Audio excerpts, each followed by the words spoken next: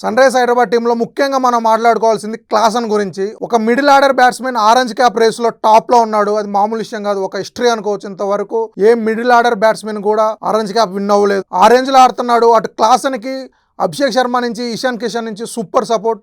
ముగ్గురు క్లాసన్, అభిషేక్ శర్మ, ఇషాన్ కిషన్ ముగ్గురు 400+ రన్స్ తో ఆరెంజ్ క్యాప్ రేస్ లో టాప్ 4 లో ఈ ముగ్గురే ఉన్నారు. ఆ రేంజ్ లో బ్యాటింగ్ ఉంది వీళ్ళ ముగ్గురిది. అండ్ అలాగే ట్రావిస్ హెడ్ కూడా ఫామ్ లోకి వచ్చాడు. తను కూడా సూపర్ గా ఆడుతున్నాడు. ఈ మ్యాచ్ లో మళ్ళీ 38 రన్స్ కొట్టాడు. ఇక ఈ మ్యాచ్ విషయానికి వస్తే ఫస్ట్ ఆఫ్ ఆల్ అభిషేక్ శర్మని మనం మెచ్చుకోవాలి. స్టార్టింగ్ సూపర్ గా హిట్ చేశాడు. జస్ట్ 13 balls కే 35 రన్స్ కొట్టాడు. 3 సిక్స్లు కొట్టాడు. 270+ స్ట్రైక్ రేట్ తో ఆడాడు తను.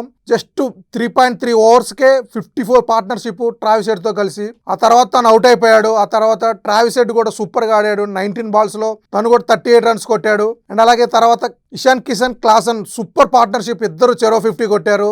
అండ్ లాస్ట్ లో వచ్చిన నితీష్ కుమార్ రెడ్డి కూడా బ్యాట్ తులిపిచ్చాడు అనుకోవచ్చు. తను కూడా 29 రన్స్ కొట్టాడు. టాప్ ఆర్డర్ మొత్తం టాప్ 5 బ్యాట్స్మెన్ సూపర్ గా బ్యాటింగ్ చేశారు. ఒక ఇద్దరు 50s కొట్టారు, ఒక ఇద్దరు 30+ రన్స్ కొట్టాడు. నితీష్ కుమార్ రెడ్డి కూడా 29 రన్స్ కొట్టారు. సూపర్ బ్యాటింగ్ తో 235 రన్స్ కొట్టారు. ఇక సన్ రైజ్ హైదరాబాద్ మనం ఫస్ట్ లో చెప్పినట్టు సూపర్ కంబ్యాక్ ఇచ్చారు. లాస్ట్ 7 matches లో 6 wins అయ్యారు. టేబుల్ టాప్ లోకి వచ్చారు. ఇక SRH నెక్స్ట్ మ్యాచెస్ చూసుకుంటే గుజరాత్ తోటి, ఆర్సీబీ తోటి, సిఎస్కే తోటి ఉన్నాయి. 3 టఫ్ టీమ్స్.